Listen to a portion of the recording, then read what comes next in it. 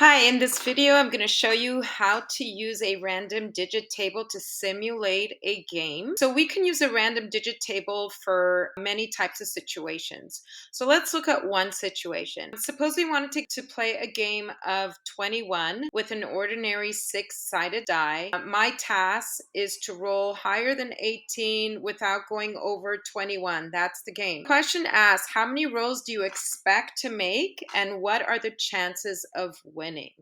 So one way to play the game is to actually roll the die and create certain trials. So in this case, it says complete 10 trials. And in statistics, when you see the word expect, that actually is the same as asking for the average. So I'm going to go ahead and show you how to use the random digit table to play this game. All right, here is a random number table, and you could see there are numbers everywhere. Now the spaces don't really mean anything. It's just so that we can read the numbers clearer. So let's take a look how we're going to set this up. Now, anytime you're using a random number table, you want to explain how you're going to use it. So if someone is reading your simulation, they could understand it. All right, so how can we use the random table to simulate the game? We can say that numbers 1 through 6 will only be considered because in this random table, we have digits 0 through 9. However, we know that a die consists of numbers of 1 through 6. So we are going to ignore numbers 0, 7, 8, and 9. So right here, if we come across these numbers, we will ignore it in the table. So what is a trial? A trial in this case will end after we either win the game or lose the game. What does it mean to win the game?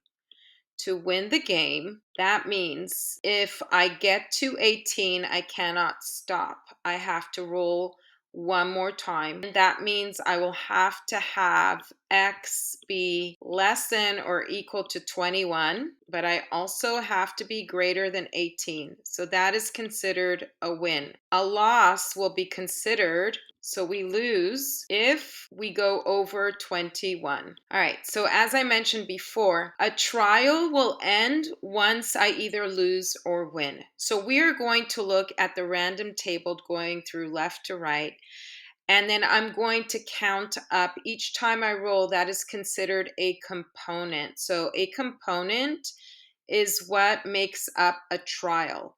So a trial ends once, as I mentioned before, we either lose or win. So let's go ahead and try a few trials. In this case, we'll do about 3, but the more trials, the better. All right, so this represents 3. So it's as if I would have rolled a die and I get the number 3. And then I get a 6, and then I get a 5, and then I get a 1. I'm going to ignore the 8. And then I roll a 3, 6, and I'm going to ignore these 7s right here.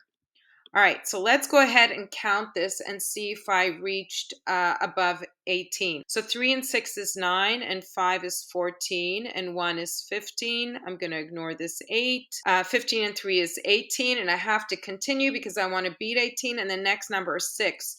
So this ends one trial, and our sum is 24. So therefore, we lose. So I'm going to put an L here for loss, and this is trial number 1. I could put trial number 1. Trial number 1. It's a loss. Now, the question also asks me how many rolls on average. So I'm going to count how many rolls we have here. So each number represents one roll. Each roll represents a component. So 1, 2, 3, 4, 5, 6. This is 6 rolls. We're going to start the second trial. I'm going to ignore 8 and 9 because those numbers are not considered part of the die. Then I'm going to have my first roll is a 1, my second roll is a 1 again, then I have a 6. By the way, the repeated numbers are allowed because it does make sense. If I roll a die, it is independent, my first roll from the second roll. So I could roll 1 a few times in a row, just like I can roll any number 1 through 6 more than once. All right, so we have 1, 2, 8. I'm going to ignore 0. 8 and 5 is 13. 18 and 4 is 22. So it looks like I have lost again, and this is trial number 2. And I'm going to count the numbers number of rolls. 1, 2, 3, 4, 5, 6 rolls again. I'm just going to put 6R for rolls. All right, starting trial number 3. I have a 2 and a 2. That's a 4. I'm going to ignore 9, 7, and 0. So 4 and 5 is 9. I'm going to ignore the 8. 9 and 3 is 12. I'm going to ignore these 7s. 12 and 5 is 17. 19 and then a 1, 20. I have won this game because I am higher than 18 and less than 21. So this is a win. And this is trial number